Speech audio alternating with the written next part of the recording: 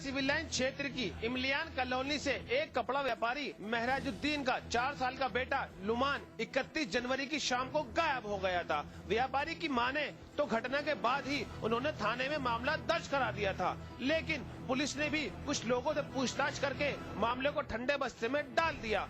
पीड़ितों की माने तो मामला दर्ज कराने के बाद भी पुलिस कोई कार्रवाई नहीं कर रही और कई लोगों से पूछताछ करके उन्हें छोड़ दिया है। हालांकि मामले में पुलिस कैमरे के सामने कुछ भी बोलने को तैयार नहीं है। घटना के बाद से ही व्यापारी के घर में कोहराम मचा हुआ है और बच्चे की मां समेत घर में सभी का रो रो का बुरा हाल है। हल्द्वानी में एक एनआरआई के साथ हुआ जमीनी फर्जीवाड़ा पिछले 2 महीने से काट रहा है कोतवाली के चक्कर। दरअसल एनआरआई राजेंद्र वालिया ने 22 साल पहले हल्द्वानी के कुसुमखेड़ा क्षेत्र में रमेश चंद्र कर्नाटक नाम के एक प्रॉपर्टी डीलर से 2 प्लॉट खरीदे थे। उसके बाद वो जर्मनी चले गए और वहीं रहने लगे। इसी बीच प्रॉपर्टी डीलर ने राजेंद्र वालिया के दोनों प्लॉट किसी और को बेच दिए। जब एनआरआई राजेंद्र वालिया अपने दोनों प्लॉट देखने आए तो उनमें किसी और का मकान बन चुका था। अपने साथ हुए इस फर्जीवाड़े की गुहार लेकर अब एनआरआई राजेंद्र वालिया पिछले 2 महीने से कोतवाली के चक्कर काट रहे हैं। प्लॉट खरीदे थे काफी देर पहले, मैं आ नहीं सका हुआ काम की वजह से। मैं बाहर काम करता हूँ, अब आया हूँ इतनी देर, जब रिटायर हो गया हूँ मैं जाकर घर बनाता हूँ वहाँ। अब जब आया हूँ घर देखा वहाँ प्लॉट ही नहीं है, प्लॉट उसने बेच रखे हैं। पुलिस 2 महीने से जांच का हवाला देकर अपना पल्ला झाड़ रही है। देहरादून की पटेल नगर थाना पुलिस ने आज चोरी की कई वारदातों का खुलासा किया। पुलिस ने सोनू और रोहित नाम के 2 आरोपियों को गिरफ्तार किया है, जिनके पास से करीब 1,10,000 रुपए के सोने और चांदी के जेवरात मिले हैं। पुलिस ने बताया है कि ये दोनों चोर पूर्व में गिरफ्तार किए गए बंटी गिरोह के सक्रिय सदस्य हैं और ये पहले भी मोटरसाइकिल में घूमकर कॉलोनियों की रेकी करते थे और मौका मिलने पर खाली पड़े घरों में हाथ साफ कर देते थे। पुलिस की कामयाबी पर एसएसपी केवल खुराना ने पूरी पुलिस टीम को 2,500 रुपए के इनाम देने की भी घोषणा की है। पुलिस पकड़े गए इन दोनों आरोपियों से राजधानी की और चोरियों के बारे में भी पूछताछ कर रही है। पुलिस का कहना है इन दोनों से कई अहम सुराग मिल सकते हैं, लेकिन देखने वाली बात होगी कि राजधानी की हुई डकैतियों और चोरियों के बारे में पुलिस कब तक खुलासा कर पाती है। सहारनपुर में एक लड़की की शादी का जश्न निकाह के फौरन बाद तलाक होने से मातम में तब्दील हो गया। विदाई के वक्त लड़के वालों ने दहेज में 5 लाख मांगे तो शादी का जश्न हंगामे में बदल गया। नतीजा ये हुआ कि लड़की को तलाक दे दी गई और लड़का थाने में अपनी रिहाई के इंतजार में बैठा है। मोहल्ला शाहमदार में रहने वाली इस लड़की की बारात दिल्ली से आई थी। मेहमानों ने खाना भी खूब खाया, निकाह भी हुआ, मगर लड़की की विदाई के वक्त लड़के वालों ने लड़की वालों से दहेज के लिए 5 लाख की मांग कर डाली। लड़की के तमाम रिश्तेदार नाराज हो गए और हंगामा शुरू कर दिया तो पुलिस भी मौके पर पहुंच गई। देर रात तक थाने में चली पंचायत में तय किया गया कि लड़की को तलाक दी जाएगी और लड़के वाले शादी में खर्च हुए 1.5 लाख रुपए भी लड़की पक्ष को अदा करेंगे। तब कहीं जाकर बारात तो वापस चली गई, मगर दूल्हा अभी भी अपने पैसे अदा न किए जाने की वजह से रिहाई का इंतजार कर रहा है। इस मामले पूरे प्रदेश में अपराध इस वक्त चरण सीमा पर है, जिसके मुख्य कारण है शहर से लेकर ग्रामीण तक लघु उद्योग का रूप धारण कर चुकी कच्ची शराब की भट्टियां। पूर्वांचल ही नहीं, पूरा प्रदेश इस वक्त अपराधियों के अपराध से त्रस्त है, जिसपे प्रदेश सरकार अंकुश लगाने में असफल दिखाई दे रही है। अपराध के मुख्य जड़ है पूर्वांचल में लघु उद्योग का रूप धारण कर चुकी कच्ची शराब के व्यवसाय। यही नहीं, खाकी और खाकी के सहयोग से इस काले धंधे में अब 4 चांद लगाए जा रहे हैं। जिस थाना क्षेत्र में इसका कारोबार होता है उस थाने पर जाने के लिए हर दरोगा लालायित है और अपने बड़े से बड़े अधिकारियों के वहाँ लाइन में कतारबद्ध खड़े हैं कि हमारी पोस्टिंग उस थाने पर कर दी जाए। बीते दिनों और आज आबकारी विभाग और तिवारीपुर थाने की संयुक्त टीम ने तिवारीपुर थाना क्षेत्र के बारामपुर उत्तरी कोलिया में छापेमारी कर भारी से भारी मात्रा में लहन और 120 लीटर कच्ची शराब को बरामद किया है। प्रदेश सरकार अपराध पर लाख अंकुश लगाने की कोशिश करे, लेकिन जब तक इन कच्ची के कारोबारियों पर अंकुश नहीं लगाएगी तब तक अपराध नियंत्रण कर पाना मुश्किल है।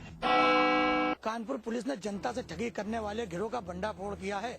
पुलिस ने सरगना समेत 2 लोगों को गिरफ्तार कर लिया। इन पर आरोप है लाखों रुपए की धोखाधड़ी का। कानपुर के गोविंद नगर थाना पुलिस ने चिटफंड कंपनी बनाकर जनता से करोड़ों रुपए ठगने वाले गिरोह को पकड़ लिया।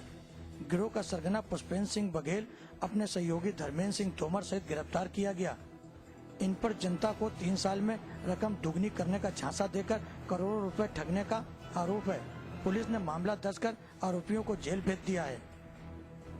पुलिस ने दोनों आरोपियों के खिलाफ धोखाधड़ी का मामला दर्ज कर लिया और उन्हें कोर्ट में पेश करने के बाद जेल भेज दिया गया। लंबे समय से विंटर्स गेम्स के लिए औली में बर्फबारी का इंतजार किया जा रहा था। जैसी बर्फबारी हुई 26 से 28 तारीख तक भले ही विंटर्स गेम की तिथि तय हो गई हो, लेकिन यहाँ पे आने वाले खिलाड़ियों और पर्यटकों को 2 साल से बंद पड़े औली रोपवे की कमी जरूर खलेगी। लोकसभा चुनाव जैसे जैसे नजदीक आ रहे हैं, चुनाव को देखते हुए सभी राजनीतिक पार्टियां अपने गुणागलित करने में अभी से ही जुट गई हैं। वहीं कांग्रेस के राष्ट्रीय उपाध्यक्ष कहे जाने वाले राहुल गांधी के संसदीय क्षेत्र में राहुल के खिलाफ चुनाव में प्रचार कर एक किन्नर ने भी ताल ठोकना शुरू कर दिया है। किन्नर के चुनाव प्रचार करने के बाद मैदान में आ जाने से राजनीतिक गलियारों में हड़कंप मचा हुआ है। राजस्थान से आई सोनम किन्नर गांव-गांव घूमकर विकास की हकीकत को देखते हुए साथ ही प्रचार में भी जुटी हैं। सोनम किन्नर राहुल गांधी पर आरोप लगाकर कहती हैं कि अमेठी में कई सारे उद्योग हैं जो राजीव गांधी और संजय गांधी के समय में लगा था, अब सब बंद हो गए हैं और यहाँ के लोग बेरोजगार हैं। पूरे क्षेत्र में विकास का काम शून्य है, सड़क भी टूटी पड़ी है। राजीव गांधी और संजय गांधी द्वारा किया गया विकास ही अभी चल रहा है। उन्हीं के विकास काम पर राहुल गांधी यहाँ से 2 बार सांसद हुए हैं और अभी भी वह विकास वहीं ठप पड़ा हुआ है। राहुल द्वारा कुछ नहीं किया गया।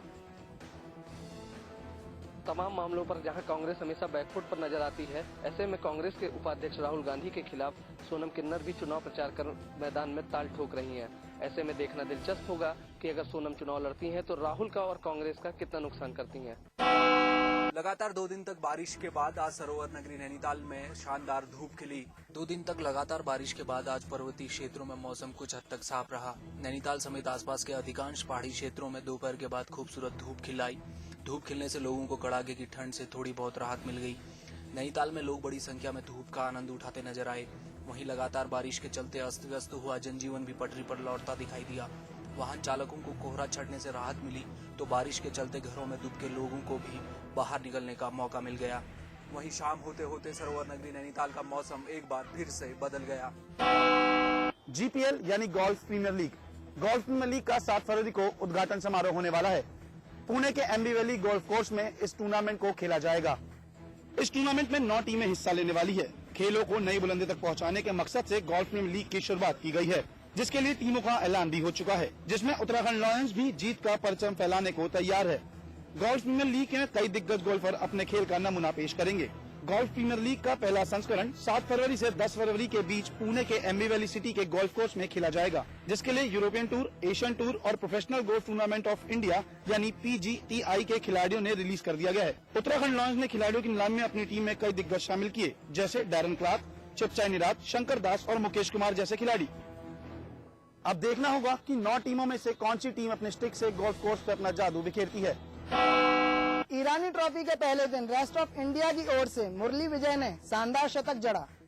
ऑस्ट्रेलिया के खिलाफ सीरीज में पहले ईरानी ट्रॉफी में मुरली ने शानदार शतक जड़ के सारे आलोचकों को जवाब दे दिया। मुरली विजय ने अपनी लय को बरकरार रखते हुए शतक ठोका और चयनकर्ताओं को अच्छी फॉर्म के संकेत भी दे दिए। मुरली विजय ने ईरानी ट्रॉफी में पहली पारी में 206 गेंदों में 17 चौके और 1 छक्के की मदद से 116 रन बनाए। ऑस्ट्रेलिया के खिलाफ मुरली इस प्रदर्शन को शायद ही नजरअंदाज कर पाएंगे। वहीं सहवाग चोटिल और फॉर्म को देखते हुए ऑस्ट्रेलिया के खिलाफ मुरली विजय को खेलने का मौका मिल सकता है। ऐसे में देखना होगा कि मुरली विजय की मेहनत और ईरानी ट्रॉफी की दमदार पारी क्या रंग लाती है।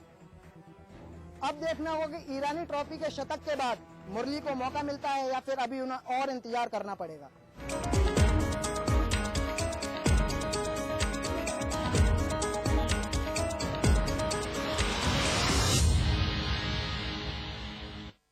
जिंदगी में समझौते हमें कबूल नहीं, ये सीखा है हमने रजनीगंधा बनाने वालों से, जो क्वालिटी से कभी भी कोई भी समझौता नहीं करते। रजनीगंधा, क्योंकि इसमें है 200 रुपए प्रति किलो अव्वल क्वालिटी की सुपारी, 900 रुपए प्रति किलो खुशबूदार इलायची के दाने, 900 रुपए प्रति किलो गुणकारी कट्टा, 90,000 रुपए प्रति किलो शीतल चंदन तेल, 2,60,000 रुपए प्रति किलो रूह केवड़ा। इसमें टेस्ट है, तंबाकू नहीं। तो आइए आप भी आजमाइए रजनीगंधा। रजनीगंधा, विश्व का सर्वाधिक बिकने वाला प्रीमियम पान मसाला। मैं चाहूंगा कि जब जब भी मेरा जन्म हो वृंदावन की इसी पावन भूमि में हूँ। A unique project with world-class facilities just for you and your loved ones. Nalanda leisure Sanskar city At Vrindavan.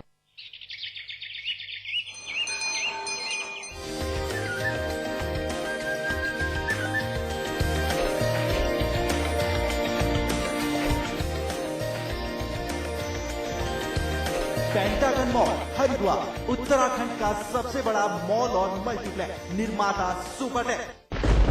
There are new rulers now. Darren Clark, Chapchai Neeraj, Shankar Das, Mukesh Kumar, Uttarakhand Lions, ruling the Golf Premier League 2013. Uttarakhand Lions, destined to rule.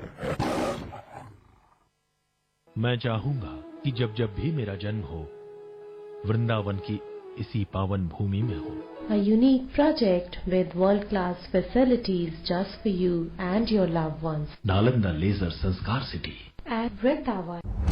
Agra, Lucknow, Banaras, Kumaon, Garhwal, Azamgarh, Rishikesh, Kanpur, Dehradun.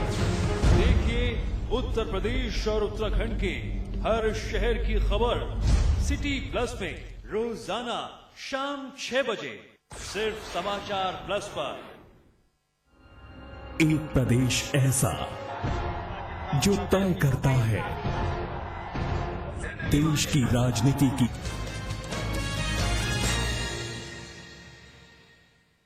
नमस्कार, आप देख रहे हैं final report और मैं हूं आपके साथ दिव्यांश शर्मा। सबसे पहले नजर डालते हैं हेडलाइंस पर। सपा सुप्रीमो मुलायम सिंह यादव ने केंद्र सरकार को एक बार फिर दी घुड़की। समर्थन वापसी पर विचार कर सकती है समाजवादी पार्टी। कांग्रेस सीबीआई और इनकम टैक्स डिपार्टमेंट का करती है गलत इस्तेमाल। दिल्ली के श्रीराम कॉलेज में छात्रों से रूबरू हुए गुजरात के मुख्यमंत्री नरेंद्र मोदी। कहा, भ्रष्टाचार से देश में निराशा का माहौल। गुजरात की तारीफ में पड़े कसीदे। छात्र संगठनों ने किया मोदी का विरोध। बीजेपी अध्यक्ष राजनाथ सिंह ने कुंभ में लगाई डुबकी। मोदी की उम्मीदवारी पर कहा, बीजेपी संसदीय बोर्ड करेगी पीएम उम्मीदवारी पर फैसला।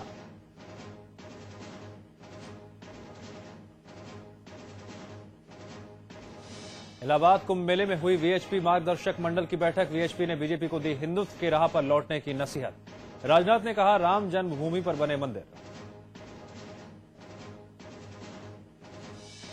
हरीश रावत ने की बीजेपी सरकार में हुए हरिद्वार महाकुंभ घोटाले की जांच की मांग। वीएचपी और बीजेपी को दी नसीहत। कहा, राम के नाम पर ना करे राजनीति। गुरु शंकर देव की गुमशुदगी की सीबीआई जांच पर बोले रामदेव। सरकार पर लगाया खुद को बदनाम करने का आरोप। केसी पांडे मामले में गोंडा के एसपी नवनीत ताणा पर गिरी गाज। डीजीपी ऑफिस से किए गए अटैच। 8 घंटों के अंदर गोंडा को मिला दूसरा एसपी। हरिनारायण का तबादला रद्द। राजेंद्र यादव होंगे जिले के नए कप्तान। उत्तराखंड में सरकार ने दिया आम लोगों को एक और महंगाई का झटका। सिलेंडर से सब्सिडी हटाई। अब 21 रुपए महंगा मिलेगा रसोई गैस का सिलेंडर। कानपुर में बारिश बनी लोगों के लिए काल। विदुन इलाके में आकाशीय बिजली गिरने से ढहा मकान। 3 लोगों की मौत। कल भी हुई थी 3 लोगों की जान। पहाड़ों पर तेज बारिश की वजह से हरिद्वार में गंगा पहुंची खतरे के निशान के करीब। गंगा घाटों की बढ़ाई गई निगरानी।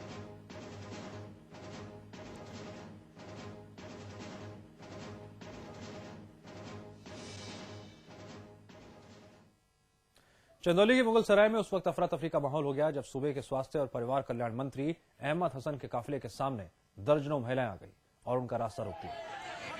अहमद हसन चंदौली में आयोजित बेरोजगारी भत्ता वितरण समारोह में शामिल होकर लौट रहे थे। दरअसल मुगल सराय के कसाब मुहाल इलाके से पिछले दिनों एक लड़की लापता हो गई थी। इसकी शिकायत कोतवाली में की गई थी, लेकिन पुलिस की ओर से सही तरीके से कार्रवाई नहीं किए जाने से क्षुब्ध लड़की के परिजनों ने स्वास्थ्य मंत्री का काफिला रोक दिया।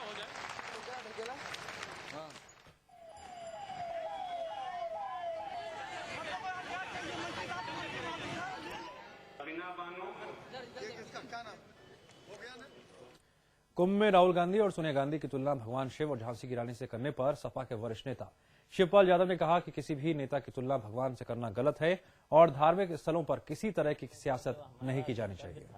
कुंभ में सभी लोग पाप धोने आते हैं। आपको बता दें, संगम क्षेत्र में प्रवेश करते ही अखाड़ों के प्रवेश द्वार पर इलाहाबाद के स्थानीय